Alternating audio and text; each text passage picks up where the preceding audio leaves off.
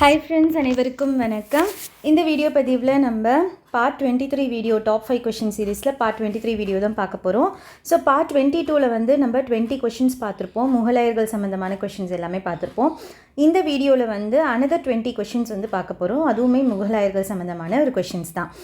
So first question போயிடலாம். இரண்டாம் பானிபட் போருக்கு முன்பு டெல்லியில் டேஷ் என்னும் மன்னர் ராஜா விக்ரம்ஜித் என்ற பட்டத்தை ஏற்றுக்கொண்டார். யார் வந்து ராஜா விக்ரம்ஜித் என்ற பட்டத்தை வந்து ரெண்டாவது போருக்கு முன்னர் அந்த பட்டத்தை ஏற்றுக்கிட்டாங்க அப்படின்னா ஹெமு. ஓகேங்களா, ஹெமுன்ற மன்னர் தான் வந்து ராஜா விக்ரம்ஜித் அப்படின்ட்டு இந்த பட்டத்தை வந்து ஏற்றுக்கிட்டார். ஓகேங்களா, ஸோ அப்போ இரண்டாம் பானிபட் போரில் என்ன நடந்துச்சு, ஹெமு என்ன யார் யாருக்கெல்லாம் வந்து அந்த போர் நடந்துச்சு, யார் யாருக்கு இடையில் அந்த போர் நடந்துச்சு எல்லாமே பார்க்கலாம். இரண்டாம் பானிபட் போர் வந்து 1556 வந்து நடந்துச்சு. டில்லியில் வீற்றிருந்த ஷெர்ஷாவின் வழி வந்த ஆப்கானிய அரசன் அடில்ஷாவின் இந்து படை தளபதியான ஹெமு, அடில்ஷா இருக்காங்கல்ல, அவருடைய படைத்தளபதி தான் யாருன்னு பார்த்தீங்கன்னா ஹெமு. ஓகேங்களா, ஹெமுன்றவர் முகலாயருக்கு எதிராக ஆப்கானியர் படைகளுக்கு தான் தலைமையேற்று செல்ல அனுமதிக்குமாறு அரசனை கேட்டு கொண்டார். அரசர் ஊக்கம் தரவே ஹெமு வந்து ஓகே நீ போ, அந்த படை தளபதியாக வந்து நீ போ அப்படின்ட்டு சொல்கிறாரு. அரசர் ஊக்கம் தரவே ஹெமு முதலில் குவாலியரை கைப்பற்றி அதன் முகலாய ஆளுநரை வெளியேற்றினார். ஸோ ஃபஸ்ட்டு அவர் கைப்பற்றின இடம் எதுன்னு பார்த்தீங்கன்னா குவாலியர். ஓகேங்களா, குவாலியரை வந்து கைப்பற்றி அங்கே இருக்க முகலாய ஆளுநரை வெளியேற்றினார். சரிங்களா, அடுத்து எவ்வித எதிர்ப்புமின்றி ஆக்ராவை கைப்பற்றினார். ஹெமுவின் தாராள தன்மை தில்லியை கைப்பற்றும் போது பலம் வாய்ந்த எதிரிகளை வெல்ல உதவியது. அக்பர் 1556 நவம்பர் மாதம் தில்லியை நோக்கி புறப்பட்டு ஹெமுவை இரண்டாம் பானிபட் போரில் சந்தித்தார். அப்போ இந்த இரண்டாம் பானிபட் போர் யாருக்கும் நடக்குது, ஹெமுக்கும் அக்பருக்கும் நடக்குது. சரிங்களா, அக்பருக்கும் ஹெமுக்கும் 1556 நடக்குது. போர் ஹெமுக்கு சாதமாக முடிவிருந்த தருவாயில் அவர் கண்ணில் என்ன நடக்குதுன்னா அம்பு ஒன்று வந்து வீசி என்னாச்சு, மயக்கமுற்று கீழே விழுந்தார். யார், ஒரு அம்பு பட்டு ஹெமு வந்து மயக்கம் போட்டு கீழே விழுந்துறாங்க. தலைமை இல்லாத ஆப்கானிய படைகள் முகலாய படைகளை வெற்றி பெற்றன. ஹெமு கைது செய்யப்பட்டு கொல்லப்பட்டார். இவற்றி அக்பரை ஆக்ரா மற்றும் தில்லியின் அதிபதி ஆக்கியது. முகலாய பேரரசு மீண்டும் நிறுவப்பட்டது. புரியுதுங்களா? ஸோ இந்த பானிபட் போர் யாருக்கும் நடக்குது, ஹெமு மற்றும் அக்பருக்கு நடக்குது. ஹெமு வந்து கரெக்டாக தான் போயிட்டு இருந்துச்சு, போர் கரெக்டாக தான் போயிட்டு இருந்துச்சு. ஆனால் அவரோட கண்ணில் ஒரு அம்பு பட்டு கீழே விழுந்ததுனால அது சாதகமாக எடுத்து அக்பர் வந்து என்ன பண்ணிடுறாரு, போரை வெற்றி பெற்றுடுறாங்க. சரிங்களா, ஸோ அவ்வளோதான். அதில்ஷாவுடைய படைத்தளபதி தான் யாருன்னா ஹெமு தான் வந்து அவர் பேர் என்ன வச்சுக்கிட்டாருன்னா ராஜா விக்ரம்ஜித் அப்படின்ற ஒரு பட்டத்தை வந்து அதை ஏற்றுக்கிட்டார். ஓகேங்களா, அவ்வளோதான். நெக்ஸ்ட் கொஸ்டின் பாருங்கள். அக்பரின் அரசவையில் மிகவும் பிரபலமான எழுதுபவர் முகமது உசைன் காஷ்மீரி ஆவார். அவருக்கு டேஷ் என்ற பட்டம் வழங்கப்பட்டது. உசைன் காஷ்மீரி அப்படின்றவர் வந்து சிறந்த கையெழுத்து இருக்கும் அவரோட அக்பரோட அரசவையில் சிறந்த கையெழுத்து எழுதுபவர்களோட ஒருத்தர் தான் வந்து முகமது உசைன். ஓகேங்களா, அவரது கடிதங்களின் சரியான விகிதாச்சார வளைவை அங்கீகரிப்பதற்காக அவருக்கு என்னன்னு கொடுக்குறாங்கன்னா ஜாகிர் கலம் அப்படின்ட்டு ஒரு பட்டத்தை கொடுக்குறாங்க. ஜாரின் கலம் அப்படிங்களா, அப்படின்னா என்னென்னா தங்க பேனா அப்படின்ட்டு அர்த்தம். ஓகேங்களா, அதுக்கப்புறமா பாருங்கள் உஸ்தாத், இங்கே பாருங்கள் உஸ்தாத் அகமது இருக்காங்கல்ல, அவங்க யாருன்னு பார்த்தீங்கன்னா பேரரசர் ஷாஜஹானோட ஆட்சியின் போது முகலாய கட்டிடக்கலை மற்றும் பொறியாளராக இருந்தவர் தான் வந்து உஸ்தாத் அகமது. ஓகேங்களா, உஸ்தாத் அகமது லஹோரி இல்லைனா அகமது மாமர் லஹோரின்னு சொல்லுவாங்க. அவருக்கு 2 பேர் இருக்குது. சரிங்களா, இவர் வந்து ஆர்கிடெக்ட் ப்ளஸ் என்ஜினியர். யார், உஸ்தாத். ஓகே, நம்மளுடைய இன்னும் சில இன்ஃபர்மேஷன் எடுத்துகிட்டு வந்திருக்கேன். 9 நவரத்தினன்கள் அப்படின்ட்டு சொல்லுவாங்க. 9 ஜெம்ஸ் ஆஃப் அக்பர் கோட் அப்படின்ட்டு சொல்லுவாங்க. அக்பருடைய தர்பாரில் வந்து 9 பேர் இருந்தாங்க, நவரத்தினங்கள் இருந்தாங்கன்ட்டு. அவங்க யாருன்ட்டு பாருங்கள். பிரைம் மினிஸ்டர் பிரதமராக வந்து அபுல் ஃபாசில் இபின் முபாரக். ஓகேங்களா, ஃபினான்ஸ் மினிஸ்டர் நிதி அமைச்சராக வந்து ராஜா தோடர்மால். டிஃபென்ஸ் மினிஸ்டர் வந்து அப்துல் ரஹீம் கான் ஐ கனா. ஓகேங்களா, அதாவது பாதுகாப்புத்துறை அமைச்சர். ஓகேங்களா, நெக்ஸ்ட்டு பாருங்கள், ராஜா பீர்பால் வந்து ஃபாரின் மினிஸ்டர், வெளித்துறை அமைச்சர். முல்லா டோ பயாசா வந்து மினிஸ்டர் ஆஃப் ஹோம் அஃபேர்ஸ். ஓகேங்களா, உள்துறை. ஓகேங்களா, நெக்ஸ்ட்டு ஃபைசி அப்படின்றவர் வந்து மினிஸ்டர் ஆஃப் எஜுகேஷன். ஓகேங்களா, கல்வித்துறை. நெக்ஸ்ட்டு ஃபசீர் அசீஸோ தின் அப்படின்றவர் வந்து ரிலீஜியஸ், அதாவது சமயம் அந்த சார்ந்த துறை. ஓகேங்களா, ரிலீஜியஸ் சம்மந்தமாக. மியான் டான்சன் அவர் வந்து சிங்கர். டான்சன்னாலே நமக்கு நல்லாவே தெரியும், அக்பர் அவையில் இருந்த ஒரு பாடகர் தான்.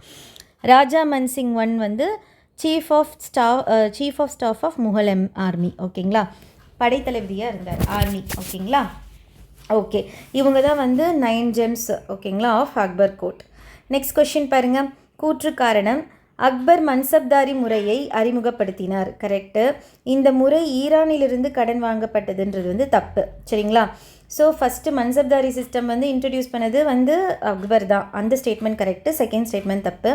எங்கேருந்து அவர் இதை எடுத்துகிட்டு வந்தார் அப்படின்னா, மன்சப்தாரி முறையானது அக்பரால் இராணுவத்திற்கும் பகுதிகளை நிலைநிறுத்த பிராந்திய கட்டளைக்காகவும் அறிமுகப்படுத்தப்பட்டது. மங்கோலியாவில் பின்பற்றப்பட்ட முறையிலிருந்து மன்சப்தாரி முறை எடுக்கப்பட்டது. ஓகேங்களா, மங்கோலியாவிலிருந்து தான் அதை எடுத்துகிட்டு வந்தார், ஈரான் கிடையாது. சரிங்களா, நெக்ஸ்ட்டு பாருங்கள், இந்தியாவினுடைய இசை உலகளவில் சிறந்ததாக இருக்கிறது என்று கருத்து யாருடையது அப்படின்னா அமீர் குஸ்ரோவுடைய கருத்து தான் இது. ஓகேங்களா, இந்தியாவுடைய இசை உலகளவிலோட சிறந்தது அப்படின்ட்டு சொன்னது வந்து அமீர் குஸ்ரோ. நெக்ஸ்ட் வந்து match first battle of Panipat வந்து உங்களுக்கு 1526 3. அதுக்கப்புறமா பேட்டில் ஆஃப் காக்ரா வந்து பேட்டில் ஆஃப் கார்கா வந்து 5-2, அதாவது 1529. சரிங்களா, அப்போ 3-2. அதுக்கப்புறமா செகண்ட் பேட்டில் ஆஃப் பானிபட் வந்து 1556. ஓகேங்களா, அப்போ 4.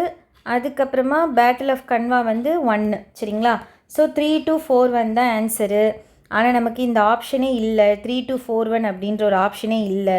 உங்களுக்கு அப்டேட்டட் ஆன்சர் கீழே கரெக்டாக கொடுத்துருப்பாங்க. சரிங்களா, இந்த கொஷினுக்கு ஆன்சர் அப்போ கரெக்டாக கொடுத்துருப்பாங்க.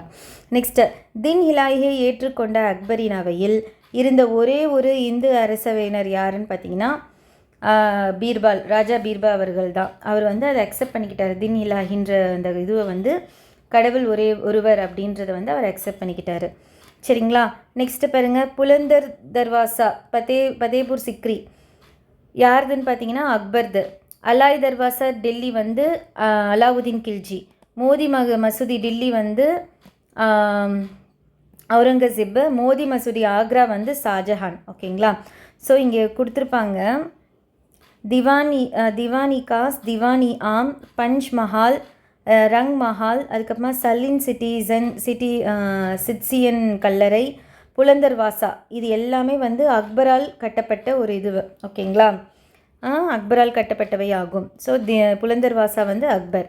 நெக்ஸ்ட்டு பாருங்கள், முகலாய பேரரசன் அதன் புகழ் உன்னதமாகவும் ஷாஜஹான் காலத்தில் உச்சத்தை எட்டியது. ஷாஜஹான் அமர்வதற்காக விலை உயர்ந்த இரத்தின கற்கள் பதிக்கப்பட்ட மயிலாசனம் தயாரிக்கப்பட்டது. ஸோ மயிலாசனம் பார்த்திங்கன்னா ஷாஜஹான் டைமில் தான். யமுனை நதிக்கரையில் உலக புகழ்பெற்ற தாஜ்மஹால் எழுப்பப்பட்டது. தாஜ்மஹாலும் வந்து ஷாஜஹான் தான். மேலும் ஆக்ராவில் உள்ள மசூதி, அதாவது மோதி மசூதி, டெல்லியில் உள்ள மிகப்பெரிய ஜும்மா மசூதி ஆகியவை என்னது ஷாஜஹான். மோதி மசூதி வந்து ஷாஜஹான் தான். அதே மாதிரி ஜும்மா மசூதி வந்து டெல்லியில் இருக்கிறதும் ஷாஜஹானில் கட்டப்பட்டது. ஓகேங்களா, அலாவுதீன் கில்ஜி கட்டியிருந்தது தான் என்னது அலாய் தர்வாசா. ஓகேங்களா, முதல் உண்மையான கவிகை ஆகும். ஓகேங்களா, ஸோ அலாய் தர்வாசா வந்து அலாவுதீன் கில்ஜி. ஓகே, இது எல்லாமே புக்கில் இருக்கிறது தான். ஓகேவா, நமக்கு தெரிஞ்சு படித்தோம்னா ஈஸி தான். அக்பரின் ஆசிரியராக தேர்வு செய்யப்பட்ட பாரசீக அறிஞரின் பெயர் நம்ம ஒரு நேற்று வீடியோவில் போட்டிருந்தோம். அக்பரின் ஆசிரியர் தான் வந்து யார், அப்துல் லத்தீஃப். ஓகேங்களா, அவரோட அந்த கருத்தை தான் வந்து அக்பர் வந்து பின்பற்றுவார். சரிங்களா, அந்த ஐக்குள் அப்படின்ட்டு ஒரு கருத்து இருக்கும். ஓகேங்களா, அது முகலாயர் காலத்தில் பாஞ்சாரஸ் என்ற சொல் குறிப்பது என்ன அப்படின்னா ட்ரேடர்ஸ். சாரி இங்கே வணிகர்கள் ஓகேங்களா, ட்ரேடர்ஸ் விவசாயிகள் குறிச்சிட்டேன், வணிகர்கள் கரெக்டுங்களா, ட்ரேடர்ஸ். ஓகே, இதில் இங்கே கொடுத்துருப்பாங்க பாருங்கள், பஞ்சாரா என்னும் நாடோடி வணிக இனக்குழு பெருமளவான பொருட்களை தொலைதூர பகுதிகளுக்கு கொண்டு செல்லும் நிபுணத்துவம் பெற்றிருந்தது. அரிசி, சர்க்கரை, மஸ்லின் பட்டு, அதுக்கப்புறமா உணவு தானியம் ஆகியவற்றை ஏற்றுமதி செய்வதிலும் வங்காளம் முக்கிய மையமாக திகழ்ந்தது. அப்போ பஞ்சாரா அப்படின்னா என்னதுன்னா நாடோடி வணிகர்கள் இனக்குழு. ஓகேங்களா. ஓகே, நெக்ஸ்ட் கொஸ்டின் பாருங்கள். சரியான பொருந்து உள்ளதை தேர்வு செய்யவும். எது எது கரெக்டாக பொருந்திருக்கு அப்படின்ட்டு. ஸோ எது எது கரெக்டாக பொருந்திருக்கீங்க அப்படின்னா, ஸோ 2, 3 தான் கரெக்டாக பொருந்திருக்கு. துர்காவதி கொண்டவானா, ராணா உதய் சிங் மேவர், இது 2 தான் கரெக்டு. கிசார்கான் வந்து ஒரிசா கிடையாது, பெங்கால். ஓகேங்களா, அதனுடைய ஆளுநர் தான் வந்து கிசார்கான். கன்வர் மான்சிங்கும் ராஜா மான்சிங்கும் ஒருத்தர் தான். ராஜா மான்சிங்கும் கன்வர் மான்சிங்கும் ஒருத்தர் தான். இது அஜ்மீர் கிடையாது, இவர் வந்து ஜெய்ப்பூர். ஓகேங்களா. ஸோ அவ்வளோதான். இங்கே பாருங்கள், கிசார்கான் என்பவரை வங்காளத்தின் ஆளுநராக நியமித்திருந்தார். கிசார்கான் வங்காளத்தின் முன்னாள் ஆட்சியரான சுல்தான் மஹமூது மகளை மணந்தார். ஓகேங்களா. ஹுமாயூன் பின்தொடர்ந்த ஷெர்ஷா அதற்கு முன்னர் கிசார்கான் என்பவரை வங்காளத்தின் ஆளுநராக நியமித்திருந்தார். ஓகேங்களா. அப்போ பெங்கால் வங்காளத்தோட இது யாருன்னா இங்கே வங்காளம் வரும். ஓகேங்களா, வங்காளம். ஸோ இங்கே வங்காளம், ஒரிசா கிடையாது, வங்காளம். ஓகே, நெக்ஸ்ட் இங்கே பாருங்கள். அக்பர் மிக பெரும் வெற்றி படைகளை மூலம் மகத்தான ஒரு பேரரசராக அடிக்கல்லை நாட்டினார். அதில் பாருங்கள், 1562 மால்வம் பாஜ் பகதூரிலிருந்து கைப்பற்றப்பட்டு அவர் அக்பரின் அரசவையில் மன்சப்தராக ஆக்கப்பட்டார். இது பாஜ் பகதூர். 1564 இந்தியாவின் மைய பகுதியான கொண்டவானா அதன் ராணி துர்காதேவி அம்மையாரின் மகன் வீர் நாராயண் ஆகியோரோடு கடும் போரிட்டு கைப்பற்றப்பட்டது. ஸோ ராணி துர்காதேவின்ற கொண்டுவானா பகுதி வந்து இது கரெக்டு. ராணி துர்காதேவி கொண்டுவானா. நெக்ஸ்ட்டு ராணா உதய் சிங் வந்து மேவார் அரசனான ராணா உதய் சிங் வந்து சித்தூரை இழப்பதற்கு அது வந்து ராணா உதய் சிங் மேவர் கரெக்டு. கன்வர் மான்சிங் ராஜா மான்சிங், அவர் வந்து ஜெய்ப்பூர். ஓகேங்களா. ஓகே, நெக்ஸ்ட் பாருங்கள். அக்பர் காலத்தில் இங்கிலாந்தை ஆட்சி செய்தவர் யாருன்னு பார்த்தீங்கன்னா முதலாம் ராணி எலிசபெத், குயின் எலிசபெத் 1 தான் வந்து அவர் ஆட்சி காலத்தில் இப்போ இங்கிலாந்து ஆட்சி செஞ்சவங்க. நெக்ஸ்ட் பாருங்கள். அலாம்கீர் நாமாவை எழுதினது யாருன்னா முன்சி மிர்சா முகமது காசிம். ஓகேங்களா, இங்கே கொடுத்துருப்பாங்க அலாம்கீர் நாமா. பாருங்க, 10 ஆண்டு கால ஆட்சி பற்றி அலாம்கீர் நாமா, அவுரங்கசீப்பின் முதல் 10 ஆண்டு ஆட்சி காலம் பற்றி அலாம்கீர் நாமா என்னும் நூலை எழுதிய முகமது காசிம் இதே முறையை தான் பின்பற்றினார். ஸோ இங்கே கொடுத்துருக்காங்களா. அதே மாதிரி அக்பர் நாமா வந்து யார் எழுதினானா என்னும் நூலில் அக்பரின் வரலாற்றை பற்றி யார் எழுதினதுன்னா அபுல் ஃபாசல். ஓகேங்களா.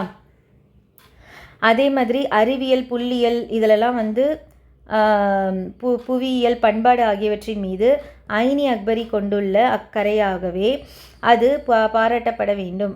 அப்துல் அஹ்மீது லஹோரி, முகமது வாரிஸ் ஆகிய இருவரும் இணைந்து எழுதிய ஷாஜஹான் வாழ்க்கை வரலாறான பாதுஷா நாமா. ஓகேங்களா, பாதுஷா நாமா வந்து ஷாஜஹான்து, அக்பர் நாமா வந்து அக்பர்து.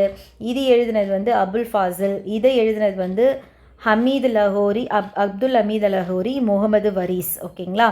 இங்கே அலாம்கீர் நாமா வந்து யார் எழுதினதா முகமது கசீம்.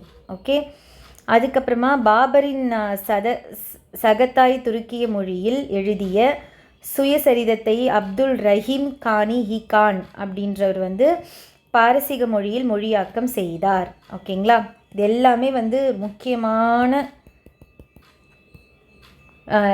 அந்த நூல்கள், ஆசிரியர்கள் யாரோட வரலாற்றை எழுதியிருக்காங்க, அது எல்லாமே இந்த பேசேஜே முக்கியம். ஓகேங்களா. நெக்ஸ்ட்டு எது வேணாலும் கேட்கலாம். நெக்ஸ்ட் கொஷின் பாருங்கள்.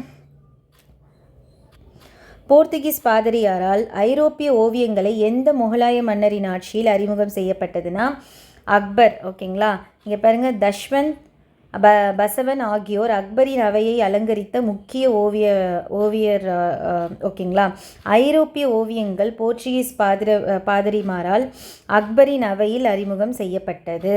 ஓகேங்களா. ஸோ அதில் வந்து ரொம்ப முக்கியமான ஓவியராளர் யாருன்னு பார்த்தீங்கன்னா தஷ்வந்த் பசவன். ஓகேங்களா. நெக்ஸ்ட்டு பாருங்கள், யாருடைய ஆட்சி காலத்தில் முதல் முறையாக ஃபெரோஷினிடமிருந்து யமுனை கால்வாய் பழுது பார்க்கப்பட்டது யாருன்னா அக்பர் தான். ஸோ முகலாயர்னாலே அக்பர் வந்து நிறைய கேட்பாங்க.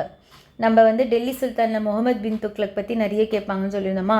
ஸோ இங்கே வந்து முகலாயர்களில் வந்து அக்பர் பற்றின கொஷின்ஸ் நிறைய இருக்குது. கீழ்கண்டவற்றுள் அக்பரது மிக சிறந்த இசை பாடகர் பற்றிய தவறான ஒருத்தர் யாருன்னா தான்சென் சிங்கர் தான், சுர்தாஸும் சிங்கர் தான், ராம்தாஸும் சிங்கர் தான். இதில் யார் அவர் வரமாட்டார்னா தராச்சந்த் அப்படின்றவர் வந்து சிங்கர் கிடையாது. ஓகேங்களா. அதே மாதிரி தவறான இணை ஷாஜஹான் நாமா வந்து ஷாஜஹான் கொடுத்துருக்காங்க, தப்பு. மற்றதெல்லாம் கரெக்டு தான். துர்க்கை ஜஹாங்கீர் வந்து ஜஹாங்கீர் தான். அதுக்கப்புறமா துர்க்கை பர்பூரி வந்து பாபர்து. ஹுமாயூன் நாமா வந்து குலேதன் பேகம். இது எல்லாமே கரெக்டு. ஷாஜஹான் நாமா மட்டும் ஷாஜஹான் கிடையாது. ஓகேங்களா. பேரரசர் முதலாம் பேரரசர் ஷாஜஹான் சுருக்கமான வரலாறு இனையத் கான் என்பவரால் ஷாஜஹான் நாமா புத்தகம் எழுதப்பட்டது. அப்போ இது யார் எழுதியிருக்கா அப்படின்னா இனையத் கான். ஓகேங்களா. நெக்ஸ்ட் பாருங்கள். ஆங்கிலேய கிழக்கிந்திய கம்பெனி தனது முதல் தொழில்கலையை சூரத்தில் எந்த முகலாய பேரரசர் அனுமதியின் பேரில் தொடங்கியது அப்படின்னா ஜஹாங்கீர். ஓகேங்களா. ஸோ ஈஸ்ட் இந்தியா கம்பெனி அப்படின்னாலே உங்களுக்கு யார் வந்துடணுன்னா ஜஹாங்கீர் தான் வந்து பர்மிஷன் கொடுத்துருக்காரு ஃபஸ்ட்டு ஃபேக்ட்ரி ஆரம்பிக்க சூரத்தில். ஓகேங்களா. நெக்ஸ்ட்டு அக்பர் சாரதா சட்டத்தின் முன்னோடியாக திகழ்ந்தார். இவர் ஆரினினா பாய்ஸ். ஓகேங்களா. குறைந்தது 18 வயதும் பெண்ணிற்கு 14 வயதும் என தீர்மானித்து குழந்தை திருமணத்தை குறைக்க நடவடிக்கை எடுத்தார். ஸோ இந்த 2 ஸ்டேட்மெண்ட்டுமே வந்து கரெக்டு தான். சரிங்களா. நோட் பண்ணிக்கோங்க. சரதா ஆக்ட். நெக்ஸ்ட் பாருங்கள். சிவந்த மண்கற்களால் கட்டப்பட்ட லால் கிலா எனப்படும் கோட்டையை கட்டியவர் யாருன்னா ஷாஜஹான் தான். ரெட் ஃபோர்ட் நேற்று கூட அந்த ஒரு இதில் பார்த்தோம், லால் கிலால் அப்படின்ட்டு சொல்லுவாங்க. யார் அது கட்டினாங்கன்னா செங்கோட்டை அப்படின்வாங்க, ஷாஜஹான் தான். நெக்ஸ்ட்டு கடைசி கொஷின். பானிபட் போரில் பாபரின் இராணுவத்தில் இருந்த தலை சிறந்த துப்பாக்கி வீரர் யாருன்னா உஸ்தத் அலி. ஓகேங்களா. ஸோ பாபர் டைமில் தான் வந்து முதலாக வந்து அந்த பீரங்கி இதெல்லாம் வச்சு துப்பாக்கி சூடு நடத்தினது ஃபஸ்ட்டு யாருன்னு பார்த்தீங்கன்னா பாபர் தான். அவர் தலை சிறந்த துப்பாக்கி வீரர் யார் அப்படின்னா உஸ்தத் அலி. ஓகேங்களா. ஸோ இதோடு வந்து நம்ம இந்த வீடியோ பதிவு வந்து முடியுது. எல்லாமே வந்து இம்பார்ட்டண்ட் பாயிண்ட்ஸ் தான் நம்ம பார்த்துருக்கோம். இதுக்கப்புறம் இருக்க மெயின் பாயிண்ட்ஸ் எல்லாத்தையுமே புக்கில் ஒரு கோத்ரூ பண்ணிக்கோங்க. இந்த 2 வீடியோ பார்க்கும்போது உங்களுக்கு ரிவிஷன் பண்ண மாதிரி இருக்கும் முகலாயர்கள். அடுத்தடுத்த வீடியோ பதிவுரை சந்திக்கிறேன். அதே மாதிரி இந்த வீடியோ வந்து யூஸ்ஃபுல்லாக இருக்கும்னு நினச்சிங்கன்னா ஷேர் பண்ணுங்கள். தேங்க்யூ.